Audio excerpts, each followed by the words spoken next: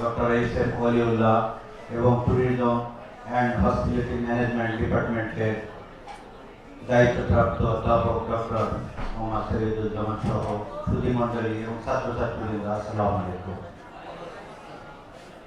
কুরআন শরীফের একটি আয়াত, সিরু ফিল আরদ, তোমরা সমগ্র বিশ্ব পৃথিবীতে ভ্রমণ করো। এটা একটি নির্দেশমূলক আয়াত।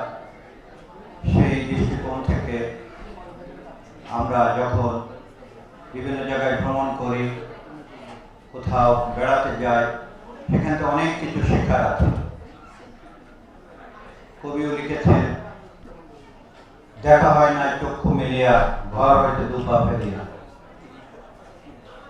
যখন আমরা অত্যন্ত ক্লান্ত হই, টায়ার্ড হই, আমাদের মানসিকতার প্রশান্তির জন্য একটু ভ্রমণের দরকার, আনন্দের দরকার। এই তো সেদিন আমরা ঘুরে আসলাম কোনো এক দর্শনীয় স্থান থেকে। অবশ্যই কোরআন অত্যন্ত সায়েন্টিফিক এবং যুগ উপযোগী, সর্বকালের সর্বযুগের সর্বশ্রেষ্ঠ গ্রন্থ। সেই কোরআনের যেহেতু একটি আয়াত আদেশমূলক, এর মধ্যে অনেক তাৎপর্য আছে। আমরা কতটুকু বুঝতে পারি এটা আমাদের ব্যাপার।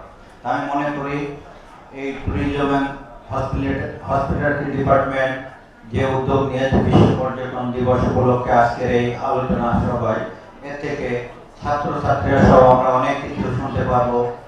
মঞ্চে বিজ্ঞ আলোচকবৃন্দ আছেন, অতিথিবৃন্দ আছেন, তাদের আলোচনা থেকে আমরা অনেক কিছু বুঝতে পারবো। অনুষ্ঠানে সাংস্কৃতিক অনুষ্ঠান আছে।